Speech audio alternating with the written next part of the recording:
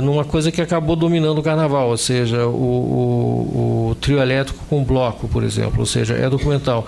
Ao mesmo tempo, eu sinto nesse filme, apesar de não ser um filme que eu ainda acho fantástico nem nada, eu acho que é um filme que passou o seu tempo, né?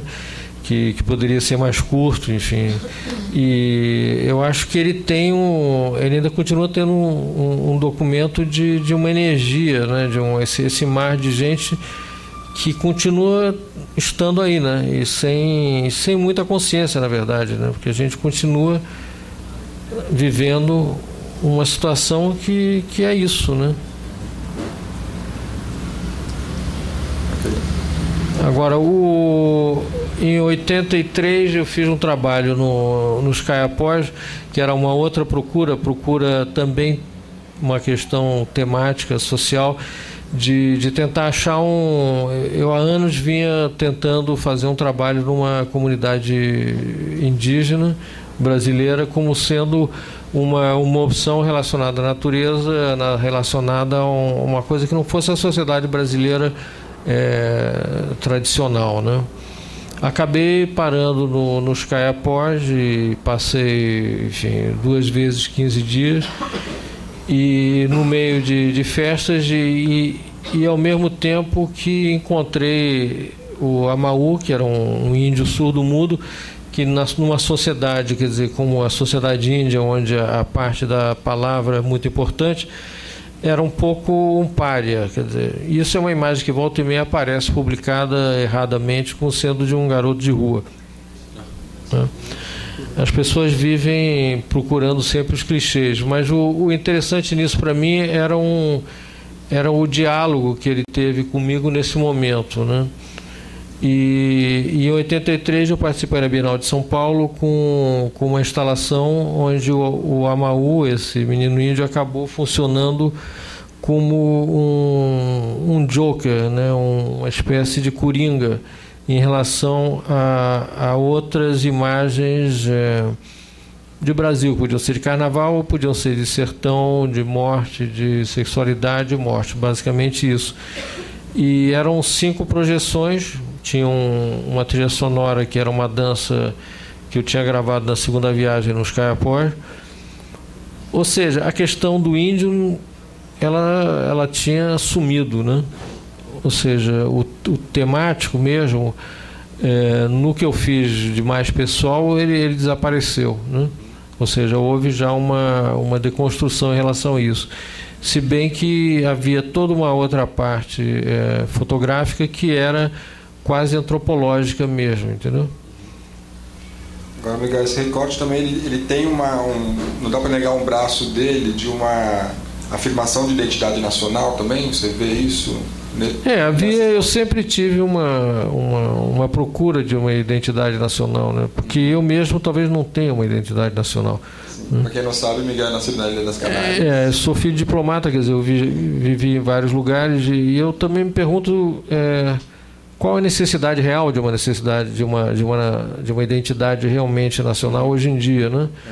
Talvez hoje em dia não tenha. A gente tem que guardar certos dados culturais e enriquecer com conexão com outros dados de outros países, né?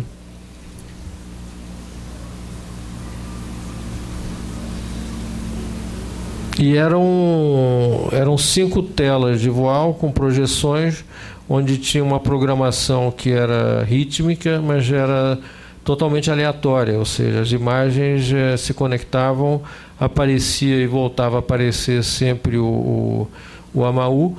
E elas transpassam o tecido, né? Transpassam o tecido, né? Transpassam o tecido, e vão atrás. Né? E ela tinha fotos na parede também? Não, só tinha mesmo 5 telas formando um pentágono. Ali na... Não, aquilo é uma fotografia onde aparece o Figueiredo.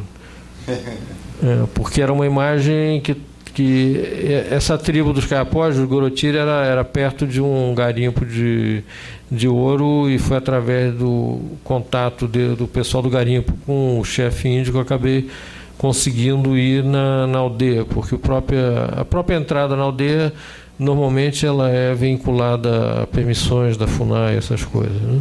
Só para pontuar, Miguel, isso aqui, nesse momento você está na Magnum, você já está saindo? Quer dizer, a questão da Magnum é uma questão muito acidental, na verdade, né? Na verdade, o primeiro trabalho que eu tinha feito através da Magnum foi em 1972 e era um trabalho de documentação para um trabalho educacional, ou seja, era já um audiovisual. Mas nos anos 70, praticamente, eu trabalhei muito mais como diretor de fotografia para sobreviver do que como fotógrafo, né? Ou seja, não tinha, os trabalhos de fotografia meus nunca eram muito vendidos ou publicados, né? Então, a Magnum sempre, eu só de 80 a 83 que eu fiquei mais ligado, porque eu morava lá, não podia ser correspondente da Magnum, então acabei sendo... eu sou meio uma mosca na sopa da Magnum, talvez, né? Não sei bem o que eu sou, mas já faz como 25 anos que ele distribui meu trabalho, ou seja, existe um respeito, basicamente. E a Magnum mesmo, ela vai mudando muito, porque a questão da fotografia mudou muito, né? A questão da fotografia documental, a gente se pergunta até quando, né? Quer dizer, a gente documenta, continua documentando, e daí? O que isso traz, né? A documentação contínua, quer dizer, e agora com a máquina digital ela documenta, e são muitas vezes documentos que daqui a 3 anos com o digital você não vai nem ter condição de reproduzir direito, né? Eu trouxe hoje um CD-ROM que eu fiz há 4 anos atrás, nem esse computador nem o outro já lê mais, entendeu? Quer dizer, existe uma precariedade nisso muito grande.